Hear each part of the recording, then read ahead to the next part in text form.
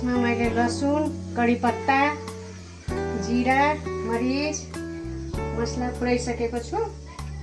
अब यो मही त भेटेन, दहीलाई नै मही बनाएर हाम्रो सुदूरपश्चिमतिर चाहिँ यसलाई पलियो भन्छन्।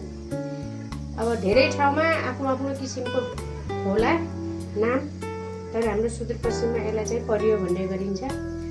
आज यो बनाउन गइरहेको छु।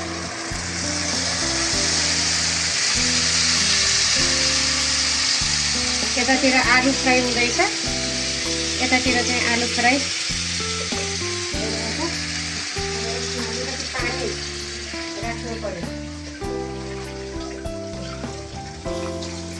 किनकि यसमा दही भएको हुनाले यो अलिक बाक्लो भयो। यसमा पानी राखेँ मैले।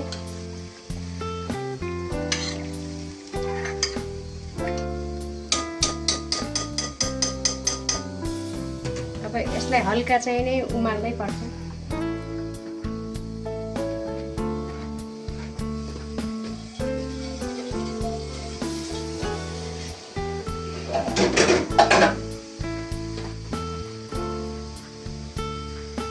आजको अलिकति हल्का उमाल्नलाई छोडिदिन्छु।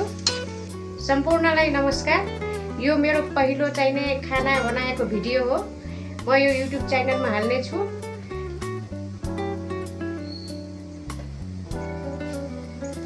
यो मेरो चाहिने खाना अब रेडी भइसकेको छ। हजुरहरूलाई के कस्तो लाग्छ प्रतिक्रिया पाऊँ। अब यो मैले बनाएको पलियो पाकिसक्यो, कस्तो देखिरहेको छ।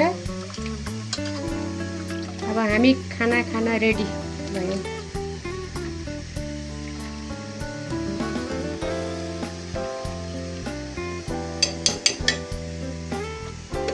नमस्कार, हेरिदिनु भएकोमा धेरै धेरै धन्यवाद छ।